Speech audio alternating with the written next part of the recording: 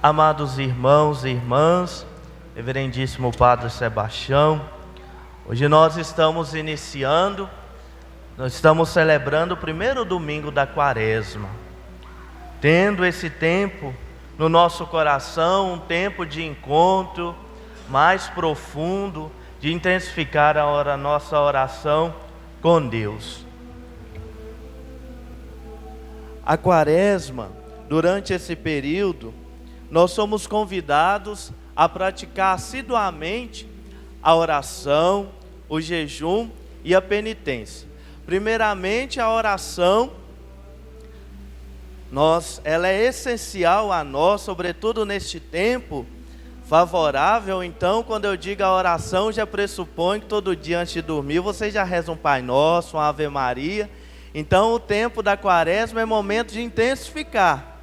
Então, ao invés de rezar um Pai Nosso, uma Ave Maria antes de dormir, como você faz no tempo comum, na Quaresma é tempo de você rezar, pelo menos 3 Ave Marias, aumentar um pouquinho o seu momento de oração, para crescer na intimidade com Deus, para poder celebrar bem a Páscoa.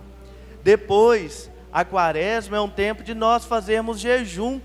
O jejum, ele é muito significativo e uma poderosa arma para nós podermos vencer as tentações. E a penitência, cujo esse período a igreja nos convida a confessar para poder preparar, e celebrar bem a Páscoa.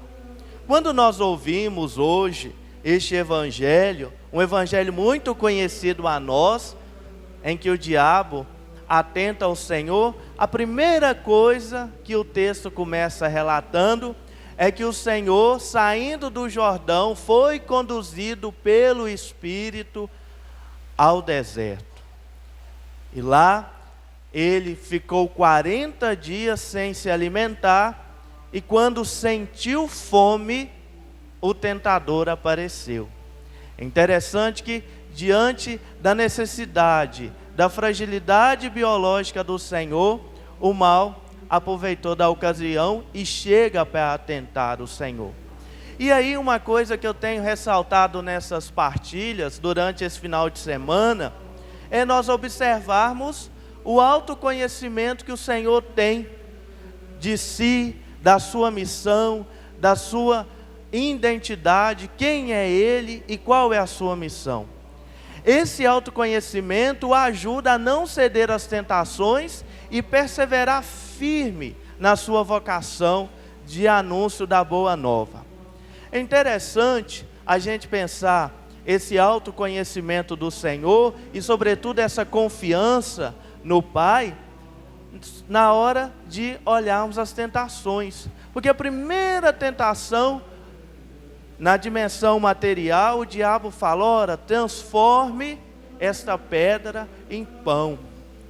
E o Senhor, no seu autoconhecimento, sabe que Ele está para além daquela necessidade biológica, que aquele momento, aquele condicionamento não é tudo, e assim Ele consegue vencer. Então é fundamental, é importante o autoconhecimento. E aí entra na segunda tentação, porque o diabo oferece, leva ele a um lugar alto e oferece todos os reinos da terra. E ainda, se vocês observarem, o diabo é falacioso, mentiroso, sedutor, porque ele vai dizer que tudo me foi entregue, não é mesmo? E nós sabemos que a criação é de quem? De Deus, do Pai. Então ele é falacioso. E engraçado que Nosso Senhor, tendo esse autoconhecimento da palavra e o autoconhecimento de si, Ele vence essa tentação. Porque lá na frente, quando nós estivermos encerrando esse tempo litúrgico, nós vamos celebrar a festa do Cristo, Rei do Universo. Então Ele não precisa se prostrar, cair nessa segunda tentação, porque no seu autoconhecimento, e aí como ensina o texto de Colossenses, por Ele e para Ele todas as coisas foram feitas. Aliás, a criação que nós somos convidados a cuidar, a natureza, o Pai, olhando para o Filho, a criou. Então toda a natureza é um ato de amor ao Filho. Somos consequências desse amor. Então o Senhor, no seu autoconhecimento, não cede a essa segunda tentação. E aí já aponta nesse processo para a terceira, em que o diabo, no alto do templo de Jerusalém, o templo que é esse lugar sagrado, ele induz: pula-te daqui. Ele parece ser até sarcástico com o Senhor, para que os anjos venham em teu auxílio. E nosso Senhor tem plena consciência que Ele não precisa disso para testar a sua filiação, porque Ele sabe que Ele é o Filho amado do Pai. Tanto é que Ele, saindo do Jordão, na cena do batismo lá em janeiro, nós ouvimos que após ser batizado por João Batista, o céu se rasgou e nós escutamos: Tu és o meu Filho amado. Então Jesus, nesse processo de autoconhecimento e de confiança no Pai, aberto à docilidade do Espírito Santo, Ele não cede às tentações. E é bonito a gente ver essa confiança, e se olharmos para o Senhor Jesus no deserto, porque aonde é o deserto? O deserto pressupõe o lugar da solidão, o lugar de encontrar consigo mesmo. E a partir do momento que nós vamos, nos colocando a sós, olhando para nós, nós vamos nos autoconhecendo e tornando resilientes diante das fraquezas. Por isso é fundamental esse processo de autoconhecimento, sobretudo das nossas fragilidades. Por quê? O mal, ele aproveita daqueles momentos mais frágeis para nos tentar. E às vezes, quando nós cedemos à tentação e a gente rompemos aquela fragilidade, a gente para, e faz um exame de consciência e fala assim: meu Deus, onde eu estava com a cabeça? Como é que eu fiz isso? Não é da minha índole. Então, esse processo de autoconhecimento que o Senhor tem de si é substancial. Então, eu gostaria de chamar a atenção para essa primeira parte do texto do Evangelho de Lucas, que se conecta à primeira leitura, hoje, Deuteronômio 26. Quando nós olhamos para o povo de Deus, o povo da aliança, este Israel, povo eleito, nação santa de Deus, nós vemos que, diferente do Senhor, a princípio, eles não foram confiantes na graça, mesmo com todos os eventos que aconteceu. E o povo de Israel levou um longo período para fazer esta profissão de fé. Então, nós que todos os domingos, nós cristãos, que após a homilia a gente professa, o nosso credo, como diz os mais antigos, o crer em Deus Pai. Ora, o povo judeu também tinha um credo, tinha uma profissão de fé, que nós ouvimos na primeira leitura. Essa profissão de fé diz: meu pai foi um arameu errante, que desceu à terra do Egito, invocando a figura dos patriarcas, a libertação do povo e, sobretudo, o caminho do povo no deserto. E também o povo de Deus, o Senhor teve 40 dias, o povo também ficou 40 anos. E diante das tentações, o povo não soube ter esse autoconhecimento e ficar de pé como o Senhor ficou. Tanto é que quando sentiu fome, o que o povo fez? Foi a Moisés e murmurou. O povo livre, na sua liberdade, sentiu saudade do período da escravidão, dizendo: olha, a gente era escravo, mas pelo menos tínhamos as cebolas do Egito. Então o povo cai. E aí o Senhor faz descer do céu o maná, e mesmo assim eles ficam insatisfeitos. E depois fala: nós já estamos fartos desse alimento. E aí o Senhor manda o bando de codornizes. Então o povo no deserto, diferente do Senhor, cedeu às tentações.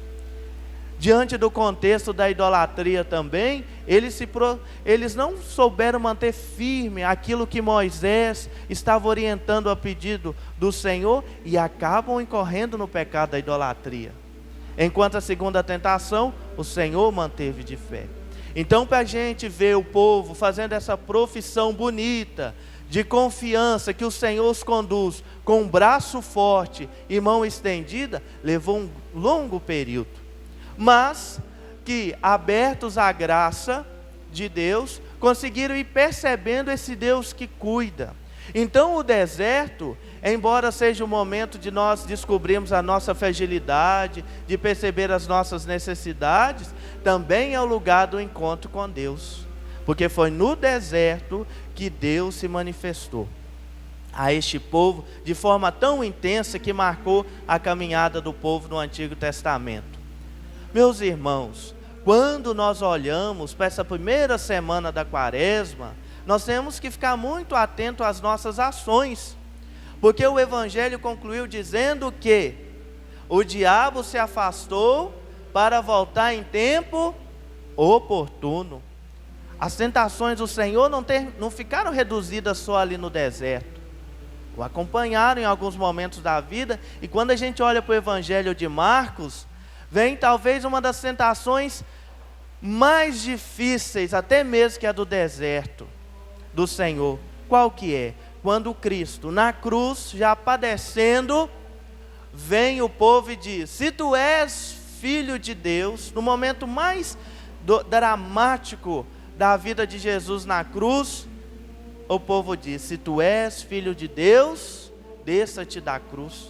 A tanto salvou, salva-te a ti mesmo. Então olha para vocês verem a intensidade dessa tentação.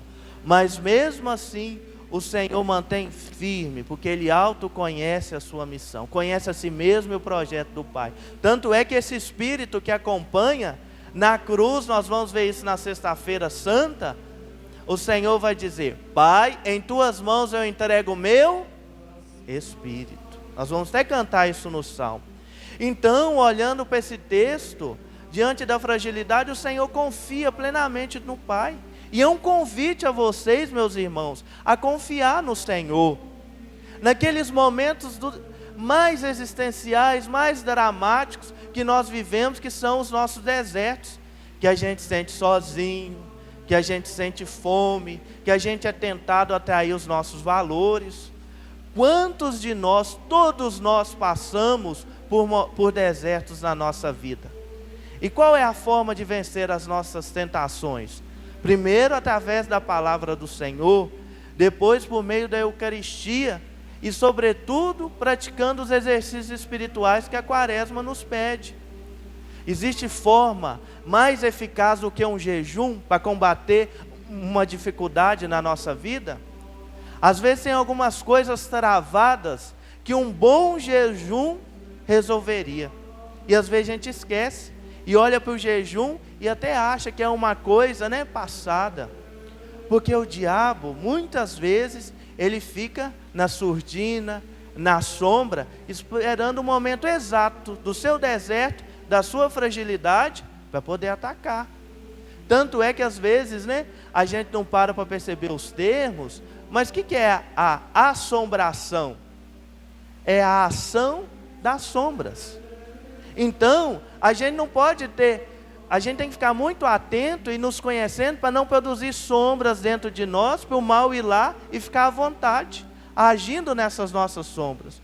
Por isso, por meio do jejum, da oração e da penitência, são formas de nos autoconhecer e jogar luz nas nossas escuridões, para assim a gente viver com intensidade essa fé e não cair em tentação. E ser plenos, abertos à graça de Deus, com o nosso coração cheio, para assim fazer o que São Paulo nos exorta na segunda leitura. Ou seja, guardar a fé no nosso coração e proferir-a com os lábios, proferir a fé com os lábios. Então, meus irmãos, que nessa primeira semana da Quaresma, nós pratiquemos a oração. Talvez a gente tenha dificuldade, de pensar 40 dias, vamos como exercício durante essa semana, em família, ou com nós mesmos, tirar um momentinho a mais de oração, numa quarta-feira, de forma discreta, fazer um jejum, por uma causa, o Santo Padre nos convocando a jejuar pela paz no mundo. Faça esse esforço, você vai ver como isso nos ajuda a tornar resilientes e a proferir as belas palavras de confiança que o salmista diz. Este salmo é muito bonito. Nos nossos desertos, nas nossas dores, pedir que o Senhor permaneça junto conosco. que o Senhor nos ajude com o Espírito Santo a nos autoconhecer e a confiar na docilidade do Espírito, para assim nós podermos viver uma fé autêntica no cotidiano da nossa vida. Amém, igreja?